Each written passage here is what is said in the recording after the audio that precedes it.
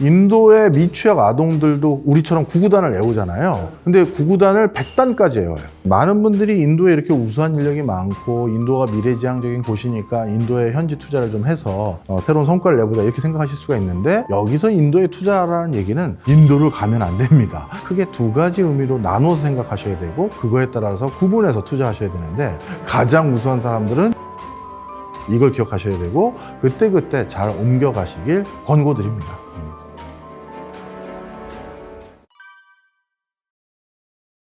이것도 사실과 좀 다릅니다.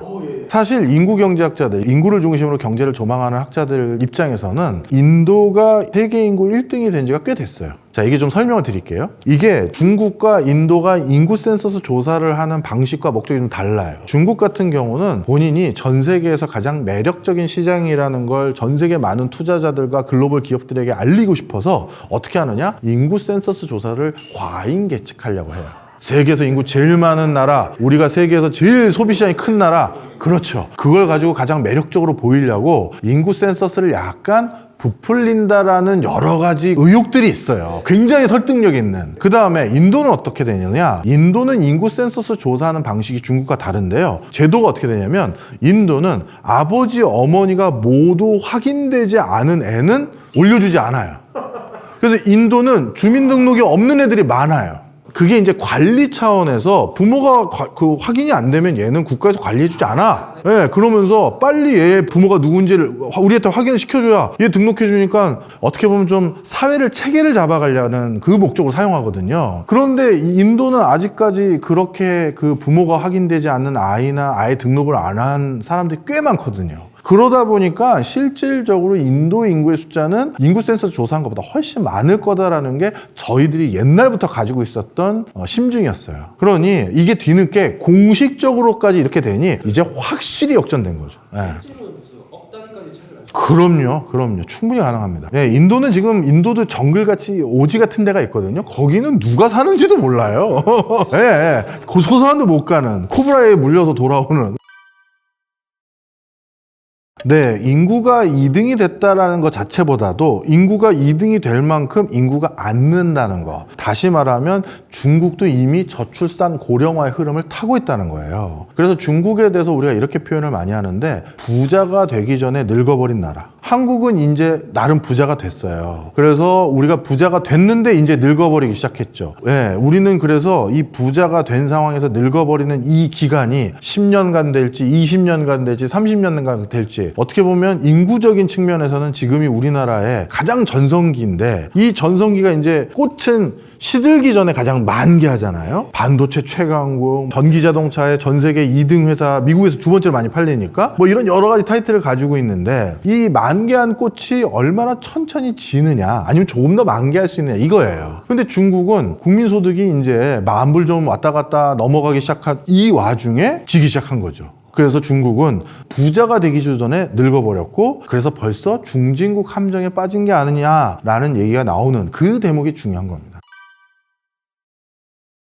중국이 이제 국민소득 간단히 좀 말씀드리면, 중국의 일성지 도시들이라고 할 수 있는 북경과 상해는 사실 우리나라 못지않게, 우리나라보다 어떻게 보면 더 높아요, 국민소득이. 근데 저기 내륙 지방에 있는 뭐 내몽골 지역이라든가 뭐 이런 지역들이 이제 확 낮은 거죠. 그러다 보니까 실질적으로 그들 지역까지 개발을 더 다 했다라고 한다면, 그러면 이제 미국 못지않은 어마어마한 나라가 됐을 텐데, 지금 분위기로 봤었을 땐 그렇게까지 원활하게 가기가 어렵지 않겠느냐라는 지적들이 여기저기서 나오고 있습니다. 우리가 세계 G2 국가라고 하면 흔히 많은 분들이 미국과 중국을 꼽는데, 패권 국가가 되려면 사실 두 가지를 자급자족해야 돼요. 하나가 식량이고 하나가 에너지예요. 근데 중국은 이미 세계적인 식량 수입 국가로 바뀐 지가 오래됐어요. 그 다음에 에너지도 중국은 러시아의 천연가스라든가 중동의 석유, 그 다음에 브라질의 철강석 등이 없으면 제대로 가동이 안 돼요. 그런데 지금 미국이 러시아를 제외한 많은 국가들과 함께 중국을 고립시키고 있는 기조가 있다 보니까 경제가 지속적으로 발달하기 위해 필요한 여러 가지 원자재 수급이나 이런 것도 어려워질 뿐만 아니라, 그리고 지금은 모든 물건에 반도체가 들어가는데, 반도체 반도체 자체를 아직 숙성 단계로 만들 줄 모르는 중국 입장에선 이것도 또 문제가 되거든요. 많은 분들이 통계를 좀 잘못 알고 계신 게 또 하나 있어 설명드리면 전 세계에서 생산된 반도체의 15% 정도를 중국이 생산해요. 100개가 만들어지면 15개가 중국인 거죠. 자, 그런데 자세히 들어가 보면 아니에요. 그 15% 중에서 중국 내에 있는 삼성전자 공장과 SK 하이닉스 공장에서 만드는 게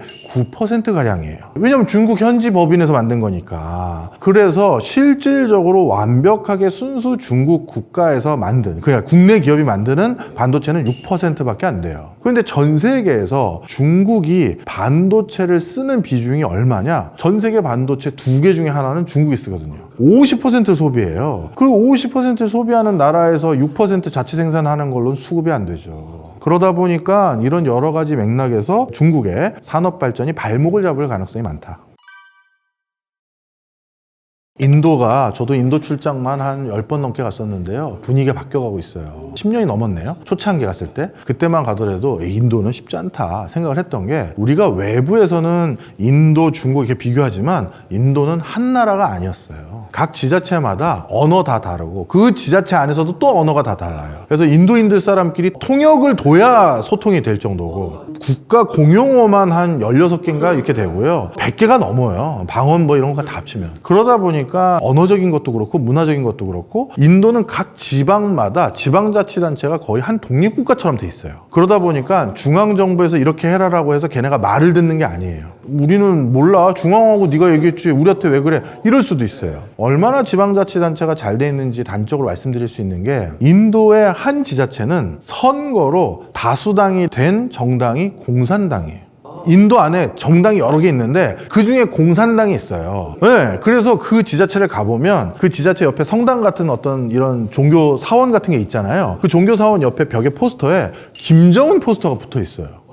그래서 아니 인도에 왜 김정은 포스터가 붙어있지 해서 물어봤더니 그 얘기하는 게 같은 공산당이어서 쿠바에 체게바레 붙여놓은 것처럼 그런 걸로 그냥 붙여놓은 거다 이런 거예요. 그러면 그 공산당이 집권당이 지자체에서 사유재 재산을 원활하게 가동하고 인센티브 제도를 적용한다? 많은 부분이 훼손될 수밖에 없겠잖아요. 이처럼 인도는 한 국가가 아니에요. 근데 많은 사람들이 인도를 한 국가라고 생각하고 진입했다가 많은 낭패를 본 게 10년 전. 근데 그 지난 10년 동안 어떻게 됐느냐, 모리 총리는 아주 상인 중에 상인이에요. 이 사람이 집권했던 지자체의 근거가 구자라티라는 아주 인도의 대표적인 상인들을 많이 배출하는, 우리로 따지면 옛날 개성상인 이런 느낌인데, 그쪽 지역을 기반으로 했던 사람이라서 굉장히 비즈니스 프렌들리한데, 이 사람이 지난 10여 년 동안 꾸준히 해왔던 게 뭐냐, 각 지자체마다 세법 다르고 뭐 상법 다른 그걸 다 통일시켰어요. 그래서 이제 슬슬 인도가 한 나라 같은 형태를 갖추기 시작했어요. 그러니까 우리 뭐 삼성, 포스코, LG, 현대가 인도에 진출한다고 했었을 때 중앙에서는 얘기 다 끝났는데 지자체 가서 공장 지으려고 하면 거기서 뭔 소리야, 우리랑 다시 얘기해야 돼, 이렇게 됐던 게 지금 많이 해갈됐죠. 그래서 지금은 인도의 발전 속도가 옛날보다는 훨씬 더 빠를 거예요.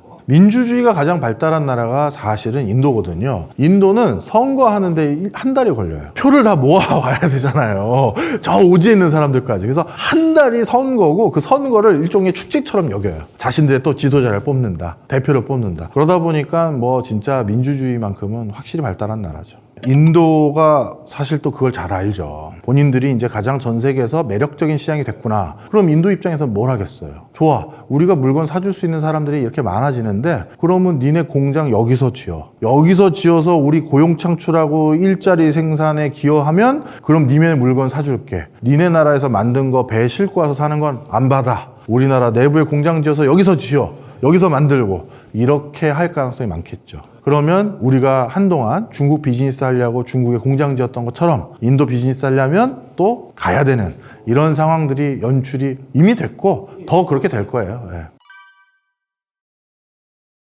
이거 정말 중요한 얘기 해주셨어요. 인도는 그때그때 달라요가 정답입니다. 예. 인도는 2차 세계대전 끝나고 나서도 늘 한결같이 제3의 길이라는 걸 선택해왔어요. 우리는 이제 더 이상 서구 열강의 식민지가 되지 않겠다. 그러면 모두를 적으로 하고 고립하겠다는 거냐? 그게 아니라 제3세계 나와 같은 뜻을 하는 진영들을 모아보겠다라고 해서 아프리카의 신생 독립들과 오랜 돈독한 관계를 유지했었고, 그 다음에 동남아시아의 또 신생 독립국들 중에서 인도네시아나 이런 곳 곳들과 또 돈독한 관계를 유지했어요. 그래서 UN 등의 그런 곳에서 캐스팅보드 역할을 하려고 많은 노력을 해왔는데, 그런 상황에서 그동안은 인도라는 국가의 경제 규모라든가 뭐 산업적인 경제적인 파급 효과가 얼마 안 되다 보니까 찻잔 속의 메아리 정도였는데, 이제는 점점 인도가 달라졌잖아요. 그러다 보니까 이제부터는 인도가 국제사회에서 큰 목소리를 내려고 준비를 하고 있어요. 그러기 위해서 먼저 하는 게, 미국은 러시아 석유 사지 마세요, 천연가스 사지 마세요 엄포를 놨는데,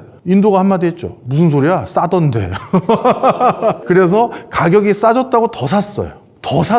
예. 그래서 유럽이나 미국이 안사해가지고 러시아가 못 팔았던 물량을 중국과 인도가 사줬어요. 그러다 보니까 이렇게 인도가 러시아하고도의 관계를 틀어놓고, 그런데 그렇다면 미국 입장에서는 인도 니들 제재해 이렇게 못할 정도의 사이즈가 됐잖아요. 그러니까 오히려 인도에게 당근 같은 걸 더 주면서 너희가 필요한 무기라든가 이런 걸 팔거나 뭘 해줄 테니까 제발 이제 그만해라, 이런 정도가 돼버린 상황이고요. 그 다음에 이제 중국과 인도는 친러 성향이 있다라는 점에선 이렇게 동질 같은 곳이긴 하지만, 또 인도는 중국과 지난해 지지난해 극심한 국경 갈등이 있었거든요. 그러다 보니까 유혈 사태가 있었어요. 그러다 보니 반드시 중국과 또 친하다 이렇게 볼 수가 없어요. 그래서 인도는 항상 그때그때 달라오고 제3의 길을 선호한다. 근데 목소리는 점점 커질 거다. 앞으로 전 세계 5등 안에 들어갈 가능성이 많아요. 왜냐하면 인구 숫자가 계속 늘고, 그 다음에 지금 인도는 30인 이하의 인구 숫자가 뭐 전 세계에서 제일 높은 국가 중에 하나거든요. 소비 여력이 왕성하고 미래지향적인 사람이 이렇게 많고, 그리고 실리콘밸리를 가보면 인도의 미래를 볼 수가 있는데, 실리콘밸리는 인도 사람이 없으면 가동이 안 돼요. 실리콘밸리 길 가다 보면 한 3명 중에 1명은 다 인도 사람이에요. ICT 분야의 최강국이 인도예요. 그 다음에 바이오 분야에도 어마어마한 강국이 인도예요. 그러다 보니까 인도가 가진 잠재력은 정말 무시 못해요. 요즘 저희 분야인 경제학과 교수들이, 옛날에는 세계적인 탑티어의 대학 교수들을 가보면 중국계나 일본계 많았어요. 근데 요즘 일본 중국계보다는 인도 사람들이 너무 많아요. 수리적으로 푸는 부분에서는 전 세계에서 가장 압도하는 것 같아요. 우리처럼 9구단을 외우잖아요. 근데 9구단을 100단까지 외워요. 48 곱하기 76은 그러면 얼마 이렇게 되는 거죠. 그래서 수학적인 잠재력은 되게 좋아요. 인도는 어떤 다른 데를 벤치마킹 하기보다는 벤치마킹해서 자체적인 시스템을 가주려고 하는데, 인도는 건국 이래, 그러니까 2차 세계대전 이후 신생 독립국으로 출발한 이래 지금까지 항상 영순위는 과학기술의 발달이에요. 본인들이 기술과 과학과 이런 것을 갖지 못해서 영국에 밟혔고 네덜란드에 밟혔고 어디에 눌렸고 이런 생각을 갖고 있는 거죠. 그래서 초대 총리였던 네루 총리가 미국을 보고 와서, 미국의 MIT라는 어마어마한 좋은 대학이 있어서 미국이 저렇게 핵미사일도 쏘고 항공모함도 가지고 있고 해서 부강이 됐으니, 그래서 우리도 MIT를 벤치마킹한 IIT, 인도 MIT겠죠. 그걸 만들자. 전 세계에서 IIT가 그래서 최고의 명문 대학으로 발돋움했고요. 인도의 가장 우수한 애들은, 우리나라에서 가장 우수한 애들은 다 의대 가려고 하잖아요. 인도의 가장 우수한 애들은 전부 공대, IIT 공대를 가려고 해요. 그래서 이렇게 어마어마한 공학의 발달을 이뤘죠. 그리고 인도의 교육열이 우리나라의 교육열보다 더 높아요. 참 불편한 진실인데, 교육열이 잘못된 형태로 너무 과열되는 건 문제죠. 그런데 합리적이고 공정한 교육열은 전 세계의 모든 국가들이 부러워해요. 왜? 그게 미래를 발전하는데 제일 중요한 원동력이거든요. 근데 인도도 뭐 함부로 제가 공정하다 안 하다 이렇게 평가할 수는 없지만, 분명한 사실은 교육열은 전 세계에서 제일 높아요. 어느 정도냐면 우리 옛날 모습과 똑같아요. 아버지 어머니가 농사져서 우리 애 하나, 옛날에 소 팔아서 서울대 보낸다 해서 우골탑 뭐 이렇게 얘기하잖아요. 그거랑 똑같이 인도도 온 집안 식구가 공부 잘하는 애 하나 뒷받침해서 IIT 보내면 그걸로 온 집안 식구가 먹고 살아요. 그래서 인도 소 팔고 인도는 소 함부로 팔면 안 됩니다. 신성한 것이기 때문에. 하여튼 뭐라도 팔겠죠. 염소라든가. 예, 중요한 얘기 해주셨는데, 많은 분들이 인도에 이렇게 우수한 인력이 많고 인도가 미래지향적인 곳이니까 인도에 현지 투자를 좀 해서 새로운 성과를 내보자 이렇게 생각하실 수가 있는데, 이게 또 딜레마입니다. 인도 정부는 자국 내에 이렇게 공장 짓고 연구소 세워서 뭔가를 하길 권고하죠. 그래야 경제가 계속 발달하니까. 그런데 실제 인도의 가장 우수한 애들은 인도에 없어요. 전부 미국 실리콘밸리에 있고 유럽의 저 베를린에 있거나 런던에 있고 또 한국은 수원 같은 데 와서 삼성전자 이런 데서 일을 하고 있거든요. 그러니까 인도에 현지에 가면 오히려 B급 인재가 있고 A급은 다 외국에 있어요. 그래서 인도인을 활용하려면 인도 밖에 있어야 돼요. 자, 그리고 생각해 보세요. 인도는 아직까지 국민소득이 만불도 한참 안 되는 그런 수준의 국민소득을 보여요. 그런데 내가 IIT 나오는 그 엄청난 공대 인력인데 인도 내부에서 일하면 그 만불도 안 되는 그 국민소득에 맞춰서 임금이 거기 나오는데 갑자기 삼성에 구글에 또는 MS에 되는 순간 몇 억씩 받는단 말이에요. 누가 거기 남아있겠어요. 우수한 애들은 다 나가지. 그래서 인도에 투자하려면 인도 밖에 가 있어야 돼요. 인도 정부나 그런 총리 입장에서도 그래서 더더욱 우리 인도에서 하여튼 장사하고 돈 벌고 싶으면 인도에 공장을 인도의 좋은 회사에서 공장을 짓거나 연구소를 지으면 혹시 걔네들이 다시 돌아올까봐 그런 것도 있죠. 예전에는